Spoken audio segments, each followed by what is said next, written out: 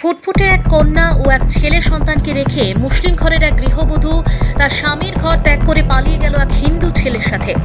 ঘটনা গোমতী জেলার মহারানী এলবি ইটভাটা সংলগ্ন এলাকায়। বন্ধুরা, মোবাইল স্ক্রিনে আপনারা যে ছবিটি দেখতে পাচ্ছেন তার নাম বিল্লাল মিয়া।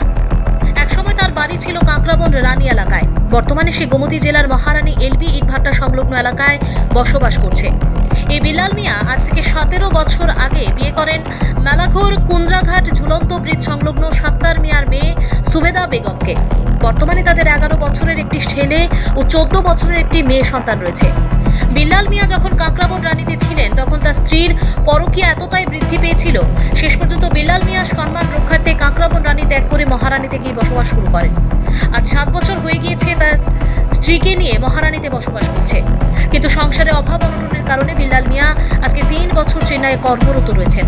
কিন্তু হঠাৎ তার স্ত্রী সুবেদা বেগম মহারানী হীরাপুর দিঘির পাড়ের অরুণ দাসের ছেলে অভয় দাসের সাথে অবৈধ সম্পর্কে লিপ্ত হয়ে 24/3/2025 ইংরাজি তারিখে পালিয়ে যায়।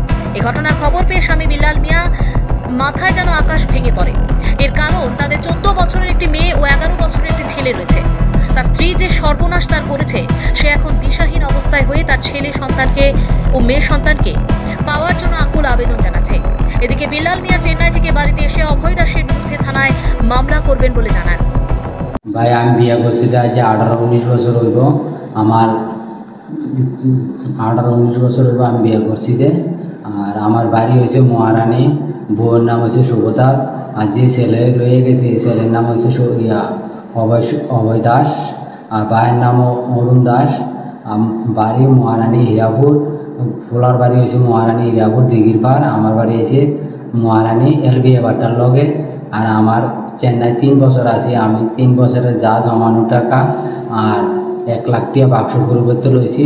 এই বাক্স গ্রুপের টাকা পুরা লয়ে গেছে, 1 লাখ টাকা লয়ে গেছে। আর স্বর্ণ আছিল 2 ভরি, এই স্বর্ণ পুরা লয়ে গেছে। তখন তুমি আমার ছেলে মেয়েটিও দেখছো, হচ্ছে মেয়ের বয়স এখন 14 বছর আর ছেলের বয়স 11 বছর। এবার তুমি আমার একটু সাহায্য করে দাও, এটাও পুরো অনলাইনে ছেড়ে দাও।